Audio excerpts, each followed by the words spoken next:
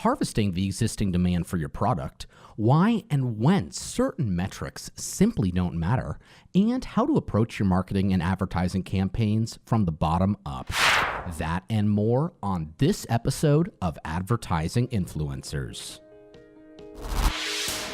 Advertising Influencers. Conversations with today's top-tier marketers from Silicon Valley and beyond. Powered by Instapage, the most powerful landing page solution. Hello. Hope you're doing very well. My name is Ander, marketing educator here at Instapage, and welcome to our flagship podcast, Advertising Influencers, where we speak weekly with the best in the business of marketing and of advertising. Lots of great stuff to come this episode, but first, let me quickly fill you in on the last conversation we had. It was with J.D. Peterson, the CMO of Trello, and one of the executives at Trello when they announced their acquisition, fairly recent acquisition by Atlassian. I haven't seen too many other conversations with JD out there. He was also a VP at a number of other companies, Marketo being one of them, and he's definitely someone you're going to want to hear from. So when we wrap up this episode, feel free to check out that conversation with JD. Today, we're talking to Wade Foster. He's the CEO and co-founder of Zapier, an app that has literally revolutionized thousands of workflows for professionals. As quote, the easiest place to sync data between web apps, it's found a place in so many different kinds of industries. It really is kind of unlimited to the degree that you can use Zapier to get things done. And on a personal level, I'm actually going to say that as well. Matter of fact, we actually use it here at Instapage.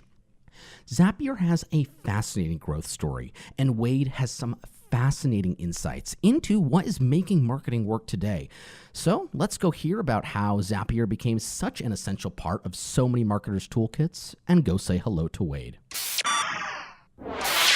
I've mentioned this before when I've done these interviews for Advertising Influencers, where we talk to a number of marketing thought leaders, CEOs, VCs, a number of other talented individuals from some really successful companies here in the Bay Area and beyond. But it's really cool talking to those architects who have built these platforms that I am a huge fan of personally, and I use every day, and we also use at Instapage, and that is exactly who I'm speaking to right now. Wade Foster, it's a pleasure to meet you, pleasure to be on this call with you, and thank you so much for taking the time to join us. Yeah, I'm excited to be here. So maybe you can just start with what Zapier is, and for anybody who might not be aware of it, and listen closely because this is a tool you're probably going to want to use. Yeah, so it's an automation platform, and it hooks into about 800 different common apps that you might use. So Instapage is one of those. A thing that you might do with Zapier and Instapage is set up a Zap that takes anyone that fills out your form, and maybe you would send it into Salesforce or MailChimp or Campaign Monitor or Airtable or a spreadsheet or anything like that. So it's easy to push data from one app to another. You can build not just like point to point, but you can do full-blown workflows as well. So you can do more complex things like someone fills out Instapage, run it through Full Contact or Clearbit and like enhance the data and then send it to Salesforce if they match certain credentials. So you can also make them more sophisticated as well. So it kind of spans from basic integration to full-blown workflows. And it's almost like, in some ways, let me know if you disagree with this, but I almost see it as a more powerful if this then that for business. Yeah, it's definitely a similar philosophy. We definitely target the business use case, really trying to automate a lot of this just back office chores that, happen in pretty much every business. Yeah, absolutely. And you guys have been around for a few years now. 2012, 2013? Yeah, 2011 was our start date. Late 2011, yep. And you've grown to millions of users at this point. In fact, I can pretty confidently say that in my own marketing network, I can't think of any individuals who have not or do not use Zapier right now or at some point. So you guys have grown substantially. Yeah, it's been a fun couple of years, just trying to add new apps to Zapier and, reach out to new audiences and get the tool in people's hands, make it more efficient and effective. So this is going to be a very broad question, and I'm sure we'll get into more of the specifics, but how did you do that? How did you get this tool into so many people's hands? And maybe a way we can start with that is hearing what perhaps your growth or marketing philosophy was at the beginning when you started. Sure. So for us, we knew that people already wanted integrations, right? Integrations was a thing when Zapier started. I remember going to basecamp.com and you could go to their extras page and see like cool little ways that you could, find little add-ons for Basecamp that made Basecamp extra good, right? And so the fact that people were already searching for integrations and proactively seeking out solutions for us, for us, the marketing piece didn't have to be as novel. It was like people are already looking for this stuff. It's just not provided very well. Like it's very difficult for SaaS vendors to build all the integrations that people want. And so it was like, if we can find a novel way to build it, we could probably get the distribution into folks' hands. So I really looked at the initial parts of Zapier as demand harvesting more than demand generation. Demand harvesting. Yeah.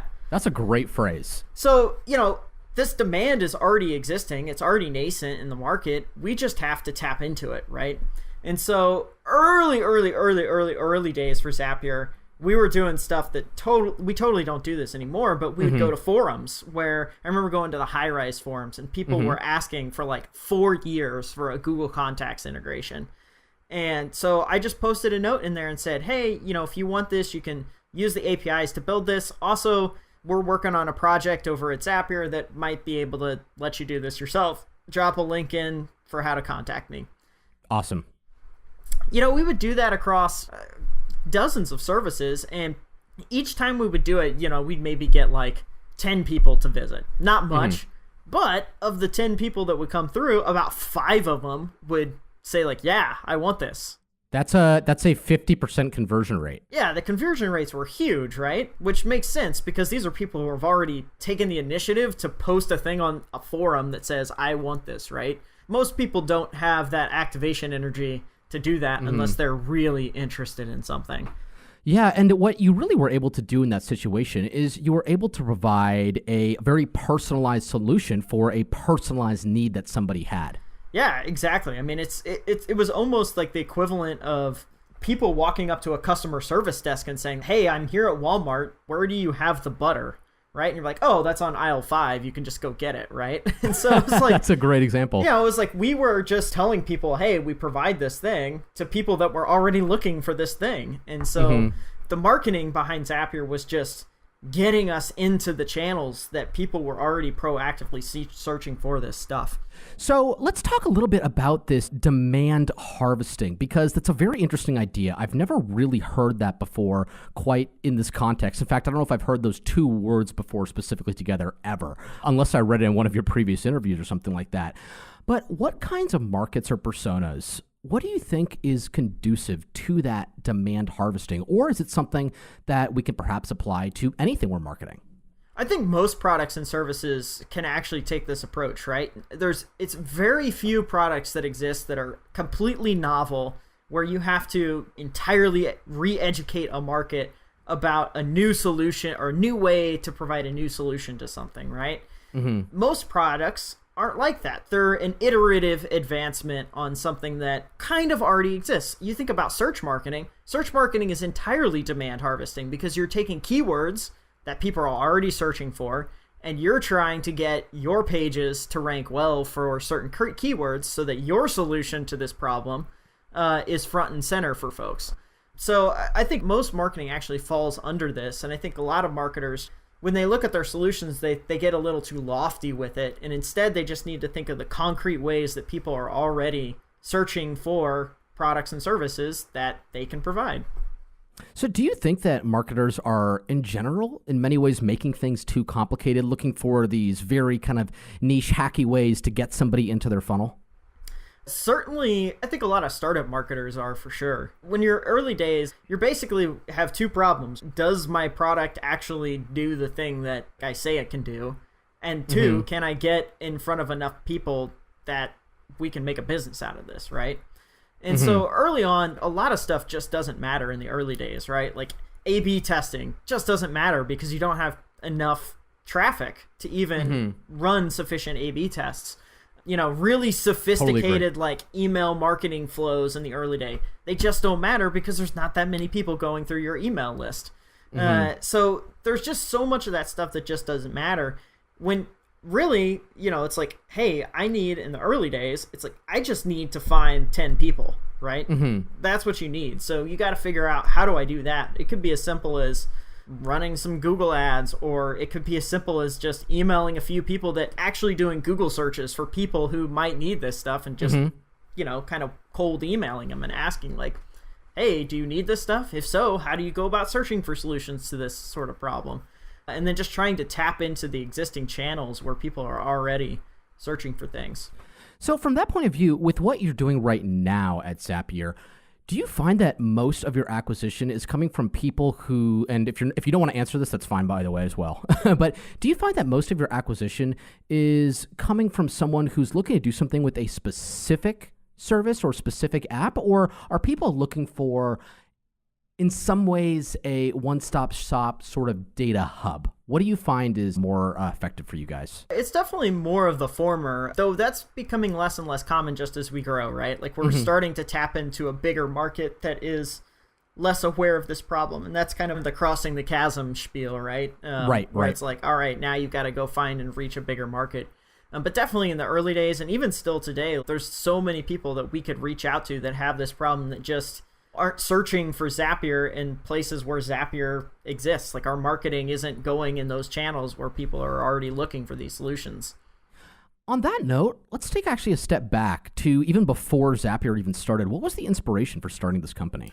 So Brian's one of my co-founders. We were working on some side projects, and we would occasionally get asked to build integrations like this. Get PayPal sales into QuickBooks for me, or get this list of leads into Salesforce, that sort of stuff. And Brian messaged me on iChat one day, and he was like, we should just build a tool where people don't have to hire us. Like, we're expensive. Like, we can build an out-of-the-box solution where non-engineers who don't have any clue what an API is can just sign up and get what they need. And I read that and was like, yeah, that is a great idea. We should work on something like that. So that was basically it. That was one thing led to another, nexus, and here you are with millions of marketers and other technical professionals, or even people who aren't that technical, using Zapier to do all sorts of amazing things. Now, you guys obviously work with a lot of different SaaS products. Lots of different companies have what I imagine are nice relationships with you guys, as we have here at Instapage. And there was this article that I actually read about what is in your SaaS stack, what Zapier uses. And that's a great article. It goes into that quite in depth, but I'm wondering, when you are a marketer, when you are navigating all the different tools that are available, there's maybe 4,000 different MarTech products out there right now. It's something like that. And it's incredible to me how some of them are still able to break through the noise. But when you're choosing your stack, how do you actually evaluate which product is right for your needs? Is there a process or a framework that you recommend? Oh boy, that's a big, tough question, right? It certainly is. That's why I asked it. I like to approach this problem from the bottoms up, which is, what do I need to solve right now? Am I trying to run a campaign where I need to send an email to a person? And if so, like, do I just need to send a one-off triggered email? Do I need like a transactional email provider, or am I trying to send bulk emails to a list, right? So it's trying to assess, for me, what are the functions that you actually need. And then from there, that usually, narrows into a handful of, 2, 3, 4 people that you could potentially use. And from there, I still just like self-serve products, stuff that you can just sign up and try. And if you like it, if it does what you need, then I usually just start using that thing. Try and keep it pretty simple, right? Yeah, that certainly makes a lot of sense. There's been a lot of talk recently. In fact, our CEO, Tyson, wrote about this in a blog post. There's been a lot of talk recently about best-in-breed tools versus a one-size-fits-all or a kind of a full-stack solution. Maybe something like HubSpot might be that all-inclusive solution. They offer landing pages, they offer email, etc. At Instapage, we're focused on making landing pages as powerful and as great as they can possibly be. Now, Zapier is obviously a way to connect all of these best-in-breed solutions together, if that's something that you'd like to do with your approach. How do you think this is going to change moving forward across the marketing landscape as a whole? I definitely think this is more and more common, right? It's easier than ever for a solo dev to build a product, right? They can spin up a thing on Heroku and have a basic app running in a couple days. And so it's so cheap and so effective for them to do that that's why we see, this proliferation of MarTech tools. And for the end user often doesn't need this full suite of tools, right? They often need one thing really, really good, right? They need a landing page software so they can get leads. And they just need it to be really simple and really easy and really fast for them to be able to use. And so I think you're going to just see more and more tools that are really good at one thing and just really knock it out of the park with that one thing.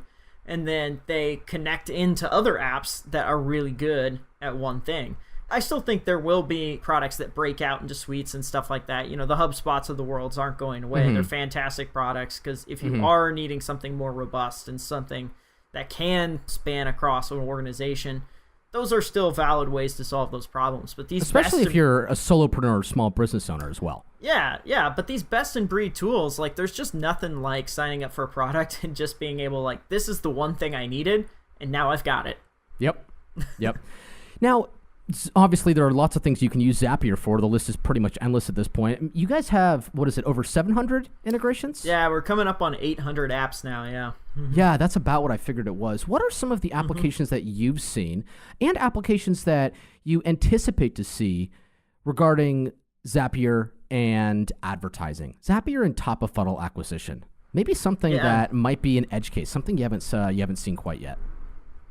Well, I mean, I think one thing that's really exciting is things like Facebook lead ads, right? Like being able to put an ad form right inside your Facebook page. So instead of having to go through a middle step, sending them to a separate page, you can convert people right on site.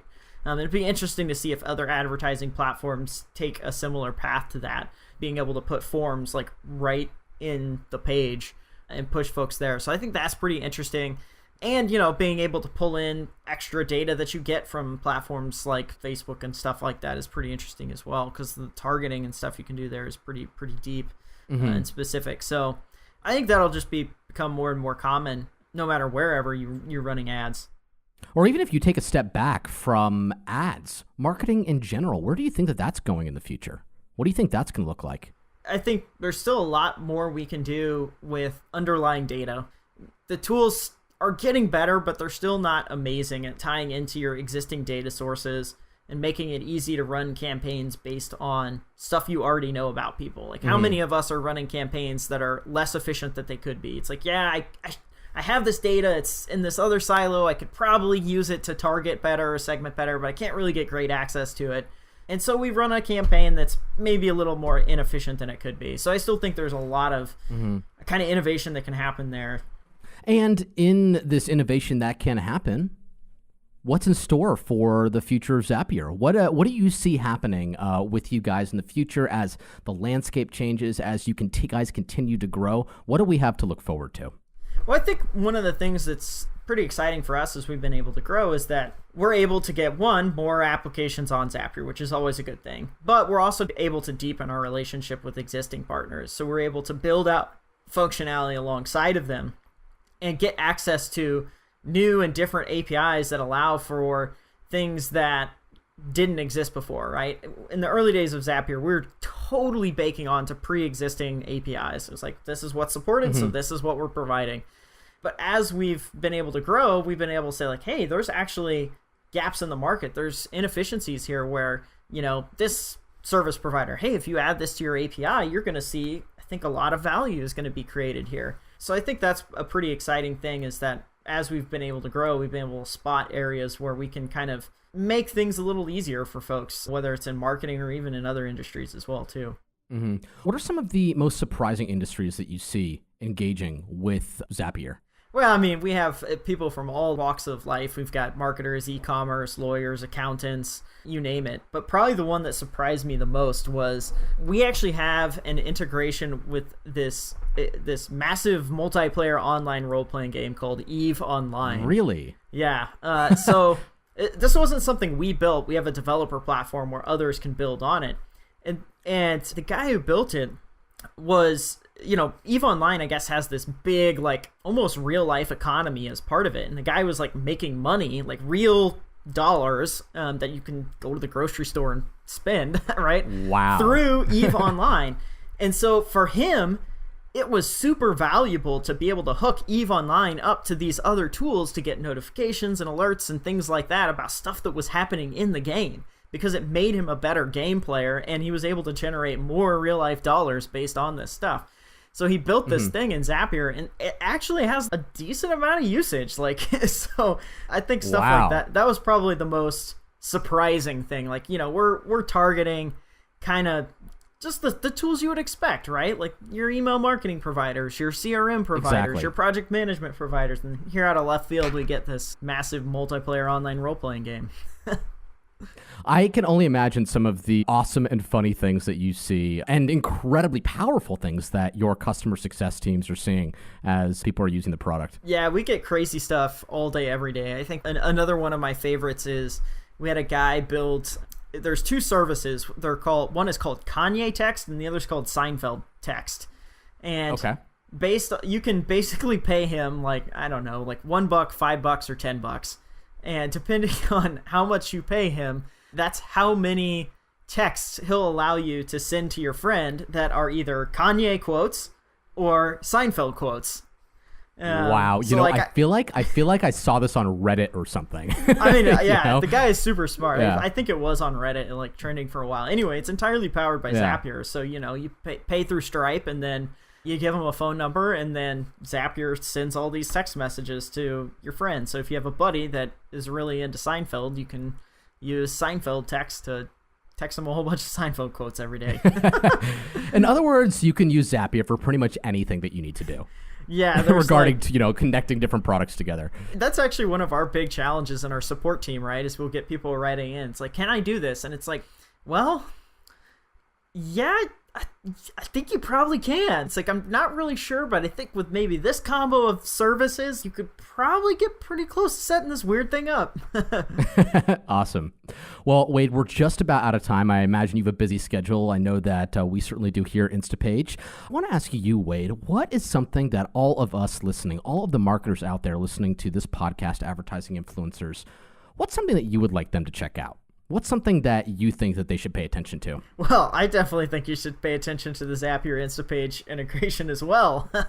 So that for sure. But past that, definitely go to zapier.com/developer, and this shows you how you can add your apps to Zapier. So that's definitely something to check out. And then the other thing to check out is all the other apps that are integrated in Zapier too. So if you go to zapier.com/zapbook, you'll see a list of about 800 apps, and there's probably tools in there that you didn't know you needed. And so you can find stuff that like will just help you solve problems in your day-to-day business there. And that's why Zapier makes you happier. It is.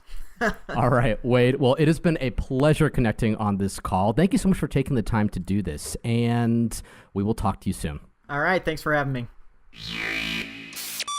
Here are some of the takeaways from our conversation with Wade. Harvest the demand for your product. Instead of using the term demand generation, Wade prefers to think of it as demand harvesting. Very frequently, there's already a tremendous amount of demand for a product, and all that's missing is the relevant messaging and value propositions, as well as the product itself. In many cases, the best and most popular products and brands in B2C and B2B industries are already engaged in harvesting this demand. I don't see why you shouldn't join them. Certain things don't matter. It sounds fairly simple to say, and maybe a little bit trivial, but in the initial growth stages of a product, there are always going to be certain metrics that are not worth pursuing or paying attention to, possibly because the data doesn't even exist yet. Having one central KPI in the beginning phases of a product's growth can help maintain the focus required to generate the data that is going to allow you to explore other KPIs in the future. Approach campaigns from the bottom up. Although focusing on your long-term growth strategy is important, some marketers will lose sight of what is happening right now. Focusing on your next immediate action that's needed to address an immediate need of your users and doing that with a long-term goal in mind can dramatically help clarify your marketing priorities. It is awesome that Wade was able to join us for the past 30 minutes or so. Pleasure speaking to him. Pleasure hearing from the guy who helped get Zapier off the ground and into the hands of so many marketers like myself and the rest of my team. And as always, and along with every other episode, you'll find a complete transcript in the show notes page at instapage.com/podcast. And while you've got your web browser open, if you are so inclined, you're more than welcome to drop me an email. It is ander@instapage.com. That's ANDER at instapage.com. And seriously, I would absolutely love to hear from anyone who has anything to say about this episode or any of our other guests for that matter.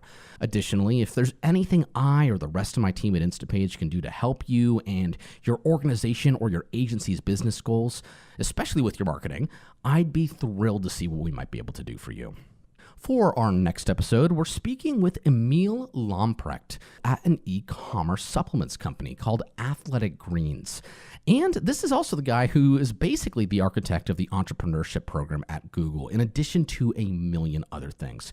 Very, very accomplished. He's got a fascinating story, incredible insight into how marketing and advertising is changing, and I truly hope to see you here for that next episode. All right, my fellow marketers, I am out for now. My name is Ander, and this is Advertising Influencers, powered by Instapage. Cheers to your future success, and cheers to better marketing. I will talk to you soon. Advertising Influencers. Conversations with today's top-tier marketers from Silicon Valley and beyond. Powered by Instapage, the most powerful landing page solution.